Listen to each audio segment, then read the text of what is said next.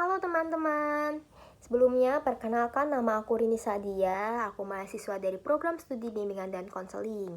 Di video ini aku mau ngebahas salah satu kasus yang cukup menarik dan juga miris ya teman-teman, yaitu tentang penahanan ijazah siswa di SMP Negeri 1 Tayu, Kabupaten Pati, Jawa Tengah. Jadi ceritanya ada beberapa siswa yang ijazahnya itu ditahan oleh sekolah. Kenapa? Karena mereka belum melunasi iuran komite. Nah, nominalnya sendiri sih di sini nggak terlalu besar, sekitar ratusan ribu sampai 900 ribu. Tetapi dampaknya besar banget, karena ijazah itu kan penting. Bisa buat lanjut sekolah, bisa buat untuk cari kerja. Nah, kalau misalnya dilihat dari sisi aturan sendiri, sudah jelas hal ini tuh tidak bisa dibenarkan ya teman-teman. Hal ini tuh tidak dibenarkan sama sekali. Karena dalam peraturan pemerintah nomor 48 tahun 2008 tentang pendanaan pendidikan dijelaskan bahwa pembiayaan pendidikan itu harus dikelola secara adil dan tidak boleh merugikan peserta didik. Selain itu, ada juga aturan yang lebih tegas, yaitu Peraturan Sekretaris Jenderal Kemendikbudristek nomor 1 tahun 2022 tentang ijazah, yang menyatakan bahwa sekolah tidak diperbolehkan menahan ijazah dengan alasan apapun. Di sini artinya ijazah itu hak sepenuhnya milik siswa, bukan alat untuk menagih biaya. Makanya tindakan ini disebut sebagai maladministrasi karena melanggar aturan dan merugikan siswa. Sekarang kita lihat sedikit dari sisi teori ya teman-teman. Dalam konsep hak pendidikan dari salah satu tokoh bernama Tomaszewski ada yang namanya 4A. Dan salah satunya adalah accessibility, yaitu hak mengakses pendidikan dan hasilnya tanpa hambatan. Nah, di kasus ini tuh jelas banget hak itu dilanggar karena faktor ekonomi. Siswa jadi kehilangan akses terhadap ijazahnya sendiri. Bahkan ada salah satu penelitian juga bilang kalau misalnya penahanan ijazah itu justru kontraproduktif. Karena apa? Karena siswa jadi sulit kerja, kemudian nanti jadi makin sulit bayar utang.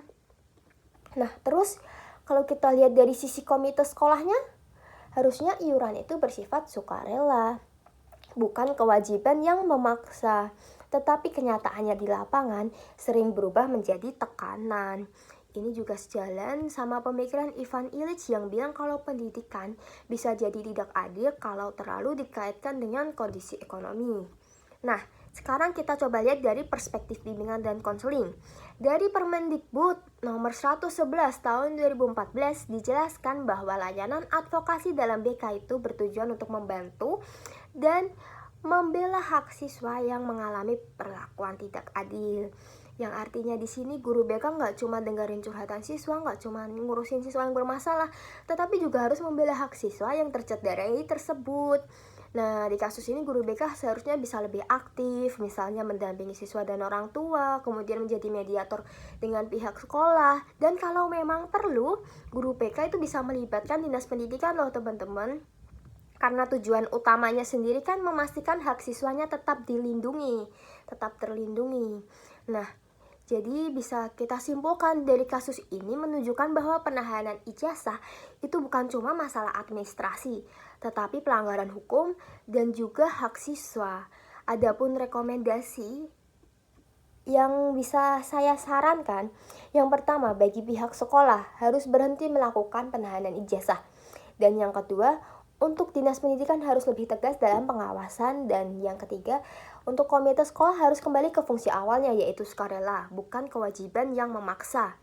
Dan yang terakhir dan paling penting, guru BK itu harus ikut aktif dalam layanan advokasi agar tidak ada siswa yang dirugikan dan agar tidak ada siswa yang haknya tercederai.